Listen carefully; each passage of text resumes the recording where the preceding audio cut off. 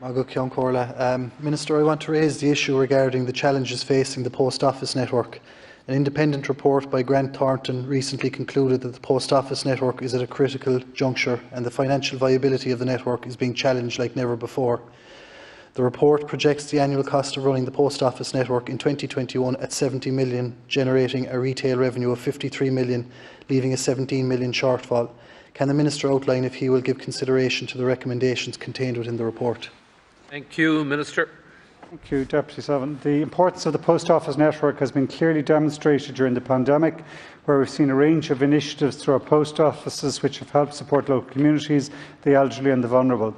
The serious decline in the volume of mail and the impact of COVID on footfall through post offices has, however, had a severe impact on the postal network, and I am aware of the concerns of the Irish Postmasters Union. I am also aware of the findings of the Grant Thornton report commissioned by the IPU, which are being considered by my department. It is long-standing government policy that postal services will not be directly subsidised by the government. However, we remain fully committed to a sustainable post offices network as a key component of the economic and social infrastructure in both rural and urban areas. The programme for government recognises that a modernised post office network will provide a better range of financial services and e-commerce services for citizens and enterprise as part of our commitment to a sustainable nationwide post office network. An Post put in place a strategic plan covering the period 2017 to 2021 in response to the structural challenges faced by the postal sector.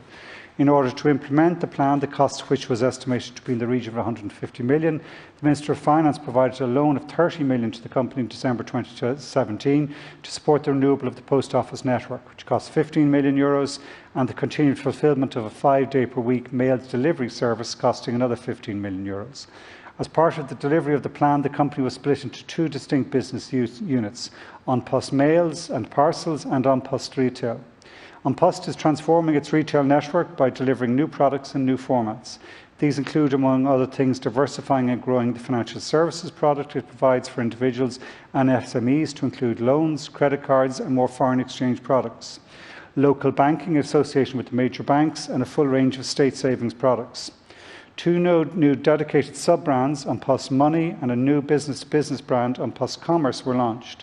Investment by An Post of 50 million in the network is about getting communities to use the enhanced services in their local post office. Government believes An Post has untapped potential to do more and make a further significant contribution across many areas of public, business and community life in Ireland. With an evolving mandate, An Post can emerge as a central hub for a wide variety of valuable community-focused services. We will work closely with An Post to see if there is scope to channel additional services through the network. All options will be considered fully and efforts will be redoubled to give effect to our commitment to ensuring a sustainable and viable post office network. Deputy O'Sullivan.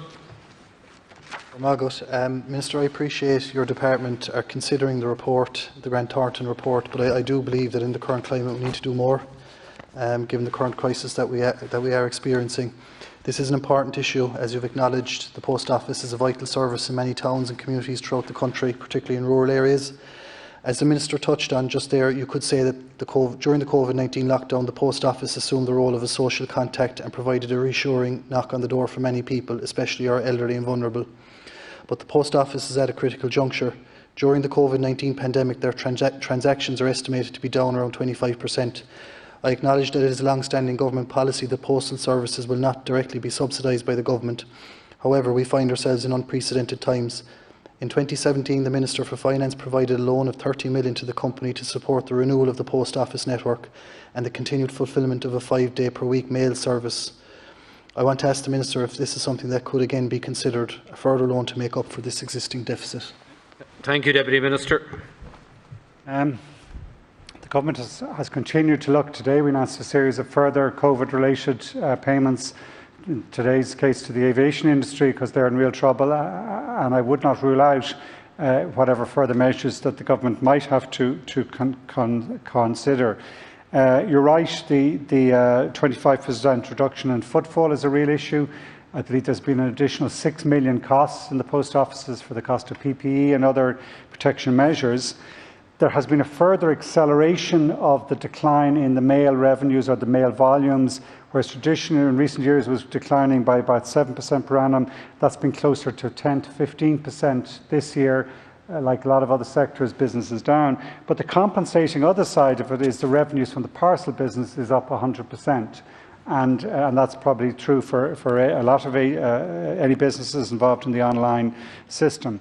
I think the success that An Post has had in recent years in turning its fortune around, in actually getting back to break even, get back to profit, in really having a positive outlook compared to one that maybe people might have expected in these difficult circumstances, is that it's aiming for markets for new products, that there's a real demand and innovative, looking at new opportunities. All right, thank you, Minister. Within that is also government services that we can distribute through the Post Office network, and I'll commit to do anything I can to get as many of those services as possible delivered through the Post Office system. O'Sullivan.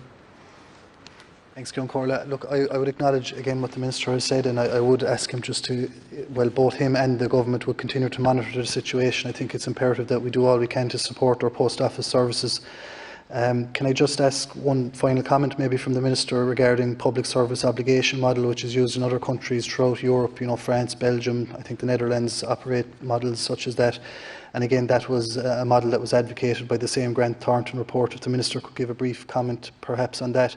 And I suppose just in my remaining 30 seconds, can I just acknowledge the role that An Post and their staff have played throughout the pandemic, being that port of call for people that have needed to touch base with.